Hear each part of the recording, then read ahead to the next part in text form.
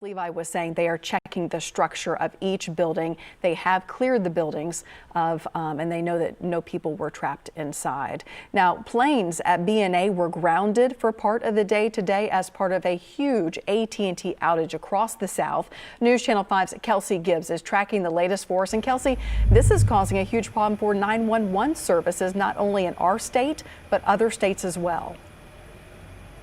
That's exactly right, Carrie. I mean, we're talking about 911 centers from middle and eastern Tennessee as all the way up as southern Kentucky. We're talking about internet and phone outages for those who have AT&T services. And of course, this affecting flights out of here at BNA. And because of the explosion being so close to the AT&T building, the company's sending a statement saying service for some customers in Nashville and the surrounding areas may be affected by damage to our facilities from the explosion this morning. We are in contact with law enforcement, working as quickly and safely as possible to restore service. I can tell you that I sent a follow-up email to AT&T a few hours ago asking if there's been any update or any changes, and they said they will get back to me soon. So we are still waiting on that. But as far as here at BNA, they sent out a series of tweets today saying that telecommunications issues associated with this morning's incident in downtown Nashville. FAA has temporarily halted flights out of BNA. But about 20 minutes ago, there was another tweet reading, most flights are resuming, but there may be some delays. Be sure to check, of course, with the airline to find flight updates. And this, of course, affecting passengers that we spoke to today.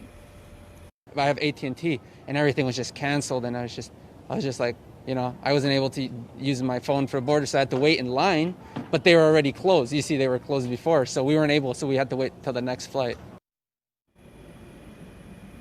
Now, if you live in an area where the 911 is being affected by these outages, there are alternate numbers that you can find on our website at newschannel5.com, and these numbers are only for emergencies only. But for now, reporting live at BNA, Kelsey Gibbs, News Channel 5. All right, so we did just confirm that Nashville Police Department will be holding another news conference at 1 p.m. Eastern time. So that'll be noon Central time. So when that happens, we'll bring it to you. But we're going to bring in Mark Meredith now. He's got the White House reaction and what the president is hearing on this ongoing investigation now involving the FBI. So essentially a federal investigation. Mark?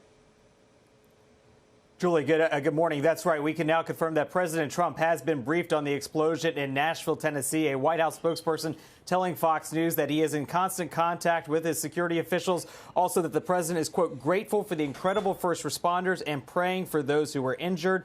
It's unclear whether or not we're going to see the president address what's been going on camera or not. He's at his golf club this morning. He's been out here in Mar-a-Lago since Wednesday evening for his Christmas vacation. There was nothing on the president's public schedule, so we were unclear whether or not we were going to even see the president on camera or maybe get a tweet about this. But now within the last 2-3 minutes or so, the White House spokesperson, Judd Deere, letting us know that the president briefed on the explosion, continuing to receive these regular updates, but also thankful for all of those that are working to find out what's going on. We also heard from Republican Senator Marsha Blackburn of Tennessee, who said this morning that she was actively monitoring what was going on as well, praying for those involved. And it's likely we're going to be hearing from all of those, Tennessee state officials as well on the federal level that'll be looking to see what they can do in offering federal resources. No official word yet we have seen from the FBI or ATF. The Tennessee Bureau of Investigation reported that the FBI was taking the lead in this investigation. They put out a tweet, the TBI, probably about 20 minutes or so ago. So obviously we're going to see the shift from just a state investigation to a federal level. Again, as for President Trump, we'll continue to look to see what he may have more to say on this. But now he has been briefed and monitoring the situation happening in Nashville. Julie. All right, Mark Meredith, thank you so much. There are so many. Investigators are creating a wide perimeter around downtown Nashville as they gather forensic evidence for clues about the device used in the explosion. Experts say they will rely on aerial photography, surveillance footage, and even GPS data in an investigation that could take months to complete. Jeff Pegues has that part of the story. Investigators are combing the crime scene looking for clues, starting with the identification of that RV. A bomb scene is rich with evidence and forensics. Chris Swecker spent years working bomb scenes when he was with the FBI. They may find pieces of the car that lead them to who owned the car, who rented the car, etc.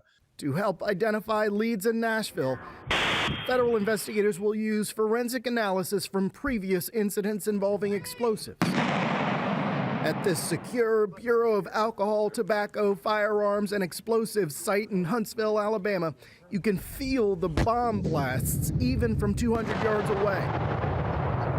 Wow. Glad I had these in my ears. ATF officials tell us what is left of an explosive device is preserved for a reason.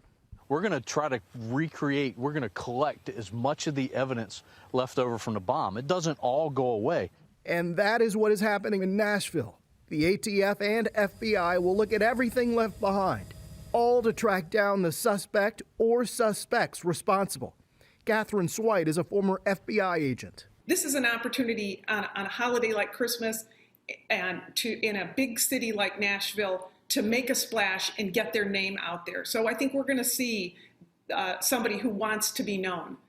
In the past, extremists have targeted Christmas to carry out attacks, hoping for maximum exposure. Sources tell CBS News that this year, nationwide, the threat level was assessed as low, heading into the holiday. For CBS This Morning Saturday, Jeff Begay's in Washington. Hi, everyone. On this Christmas Day, we're going to get to breaking news right off the top as we go on the air at 10 o'clock tonight. We have live pictures and a heavy police presence. Grapevine Police have confirmed for us that they have been called out to Great Wolf Lodge right off of Northwest Highway for an active threat. Live picture as we see. We've not been able to get any closer. Police are doing their work. First responders, we know, are inside the building. They are at the scene. We are told conducting a search and an investigation. Police do say, Grapevine PD tweeted, in fact, just a couple of minutes ago, no injuries have been reported, but they are calling in additional units, we're told, to help search the area. Our photographer and photojournalist on scene telling us that they have seen the SWAT team there. And we do know that a guest staying at the hotel sent us a photo of a text message, which they say was sent from Great Wolf Lodge. And you can take a good look at it here. It basically asks guests to stay in their room because they have, quote, become aware of an emergency situation by a guest that there is a possible active shooter in the building. Now, I'm going to tell you, we have no confirmation of an active shooter. We do have confirmation of a heavy police presence from Grapevine PD, and they say that they are investigating. They're looking for any possible threat within the building. Heavy police there. We'll keep a very close eye on what's happening. If anything changes in the next few minutes during this newscast, you'll be the first to know. We'll go back and we'll get that new information on the air as quickly as possible. Quickly get back out to Grapevine. Our Caroline Vandergriff has made it to Great Wolf Lodge. Heavy police presence there over the last couple of hours regarding an active threat. Caroline, what do we know at this hour? What are you seeing? Well, as you mentioned, we don't know a whole lot, but we do know guests got a text message about an hour ago saying there could be an active shooter in the building, urging them to stay inside their hotel rooms, and if they were out of the building, to stay out of there, but evacuate if they could. Now, there is a line of cars here of residents of the hotel who are trying to get back in, obviously blocked from coming in. There's been guests in their pajamas outside the hotel as well. You can see dozens of police cars here. Grapevine Police have confirmed that they are actively investigating the active shooter threat, but they have not been able to confirm that there is an active shooter on scene. They did tell us no injuries here that they have found. They are searching the area and will continue to until this situation is resolved. In that text message that guest got, it said another guest had alerted them to this emergency situation. We are, of course, continuing to press for more details about exactly what is happening here, and we'll bring you those as soon as we get them. For now, live in Grapevine, I'm Caroline Vandergriff, CBS 11 News. See, but at this time, there's no link between that at all. Okay. So the person that actually is the one you're looking for, he's not the one that called?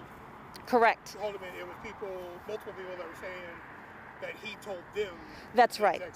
That's exactly what happened. We did not get a call from someone saying they were going to do anything. We got calls from witnesses who heard another man's claims of a threat. So when you say evacuate, just make sure I understand. Not leave the building, but go to a different part of the building, like being escorted by That's police. right. Well, so Great Wolf Lodge does their own communications with guests, and that's something that they could tell you about better than I could. But I think what their text that they got as guests, if you're not in the hotel, stay away. If you are in, it was a lockdown situation. And the evacuation is just evacuating to a secure area. It's not going outside, staying in a car, or driving away. So at this point, bottom line, what's your level of concern based off, you've got these calls of an active threat. You guys are obviously kind of working through things methodically, but at this point, it seems like it's just an upset person possibly. Well, anytime you have an active threat, we take it very seriously, especially when it involves multiple families at Christmas. And we're going to do everything we can to make sure they stay safe. And we're going to take every threat very seriously, and we're going to act on it and make sure that we find out what happened.